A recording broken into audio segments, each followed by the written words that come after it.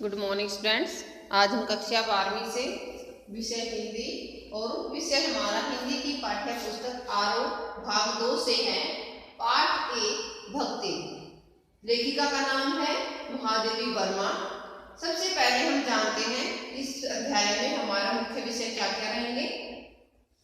आत्मीयता से परिपूर्ण भक्ति के जीवन का संघर्ष। पिता का नाम अहिर सुरमा, माता का नाम धन्या गोपालिका। ये ऐतिहासिक झूसी गांव के रहने वाले हैं। भक्ति एक दृढ़ संकल्प, ईमानदार, जिज्ञासु और समझदार महिला। गोना विमाता ठंडिया गांव में शादी, 3 बेटियां। फर्रुखाबाद शहर। लेखिका महादेवी वर्मा। सेविका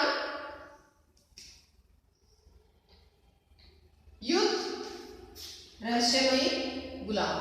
तो स्टूडेंट्स, जो ये हमारा भक्ति जो रेखा चित्र क्या होता है कि लेखिका के द्वारा ये जो भक्ति नाम है इसके पूरे जीवन के बारे में बताया गया है, इसके बारे में जानकारी दी गई है। तो लेखिका के पास एक सेविका होती है जिसका नाम भक्ति है। लेखिका ने ही रखा उसका नाम भक्ति। तो ये उसके जीवन में जो उसने संघर्ष किए थे उनके बारे में ये कहानी है। इसमें लेखिका बताती है कि उसके घर में काम करने वाली भक्ति ने कैसे अपने संघर्षशील, स्वाभिमानी और क्रमशील जीवन यापन किया है। वह कैसे पितृसत्तात्मक मान्यताओं और छल पूर्ण समाज में इन सब का विरोध करते हुए उसने अपना जीवन यापन किया था। तो स्टूडेंट्स, भक्ति है जो उसका वास्तविक नाम है लक्ष्मी अर्थात जिसका अर्थ होता है लक्ष्मी। लेकिन क्योंकि उसके नाम के विपरीत ही जैसे उसका जीवन था तो उसको दूसरे लोगों को अपने नाम को बताने में लग जाते थे कि कहीं उसका कोई मजाक न उड़ाए। जो भक्ति है वो शरीर से दुबली पतली है, उसका कद छोटा है। वह एक ऐतिहासिक गांव झूसी गांव के रहने वाले अहिर सुरमा की बेटी है और उनकी माता का नाम था धन्या गोपालिका। जब वह छोटी थी तो उसकी माता का देहांत हो गया था और उसके पिताजी ने दूसरा विवाह कर लिया था, जिससे जो उसकी विमाता आई थी यानी जो सौतेली माँ आई थी वो उसे अच्छा व्यवहार नहीं करती थी। इसने 5 वर्ष की आयु में उसकी शादी एक हंडिया गांव के जो गोपालक के छोटे बेटे के साथ कर दी गई थी, क्योंकि जो उसकी विमाता थी वो उसको पसंद नहीं करती थी। इसलिए 9 वर्ष की आयु में ही उसके पिता को कहकर उसकी विमाता ने उसे ससुराल भेज दिया, यानी उसका जो होना था वो कर दिया। जो ससुराल में भी जाकर उसकी जेठानियां थी, वहां पर सास थी। सास के भी 3 बेटे थे और जेठानियों ने भी एक बड़े काले भद्दे लड़कों को जन्म दिया था।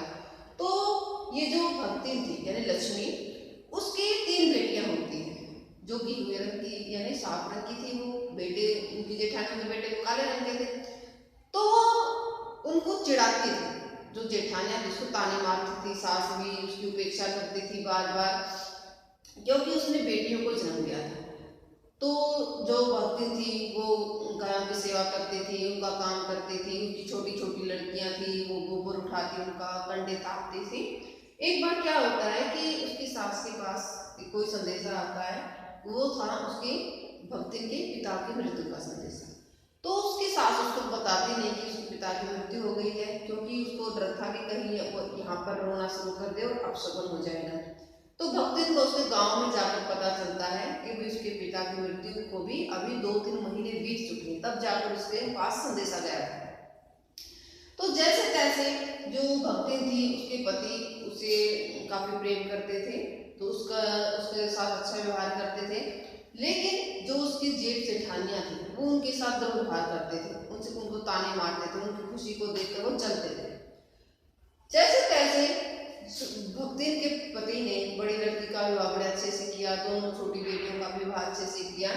उनमें से एक जो बड़ी लड़की के दामाद थे, बड़ी लड़की के जो पति थे यानी उसके भक्ति के दामाद, उसने घर जमाई रख लिया था।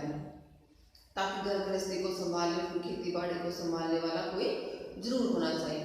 कुछ समय पश्चात भक्तिन के पति की मृत्यु हो जाती है और उसकी एक छोटी बेटी के जो पति थे उनकी भी मृत्यु हो जाती है। तो जो उसका जेठानी थी यानी जेठ था, वो अपने साले को बुला लेता है कि ताकि वो भक्तिन के साथ से विवाह कर सके और जो उसकी सारी जायदाद है वो उनके नाम पर हो जाए। लेकिन भक्तिन और उसकी बेटी उसको मना कर देती हैं। लेकिन कुछ में बात क्या होता है कि वो साला था जो उसका, और घर में घुस जाता है पीछे से और उसकी बेटी को अंदर कमरे में बंद कर देता है। लेकिन भक्तिन की बेटी बड़ी ईमानदार थी और शक्तिशाली थी, वो उसको उसकी पिटाई कर देती है। लेकिन पंचायत के जो फैसला था उन्होंने उसके जो साला था उसके पक्ष में सुनाती है और उसके साले के साथ जबरदस्ती उसका विवाह कर दिया जाता है। कुछ समय पश्चात खेती बाड़ी में ज्यादा पैदावार नहीं होती, जमींदार जो अपना कर लेने के लिए भक्तिन पर दबाव डालते हैं, इसलिए भक्तिन पैसा कमाने के लिए फर्रुखाबाद शहर में आ जाती है। फर्रुखाबाद शहर में वो लेखिका से मिलती है यानी महादेवी वर्मा के घर नौकरी की बात करती है और लेखिका उसे अपने घर में एक सेविका के रूप में स्वीकार कर लेती है। वहां पर लक्ष्मी लेखिका का बहुत अच्छे से ख्याल रखती है। उनकी जो साड़ियाँ थी उनको गंगा जल के साथ पवित्र यानी छींटे लगाकर उनको पवित्र कर तब वो पहनती है। उनको ऐसे ही नहीं पहनती, पूजा पाठ में बहुत ध्यान था लक्ष्मी का। तो लेखिका ने उसके कार्यों को देखते हुए, उसके भक्ति भाव को देखते हुए ही लक्ष्मी का नाम भक्तिन रखा था।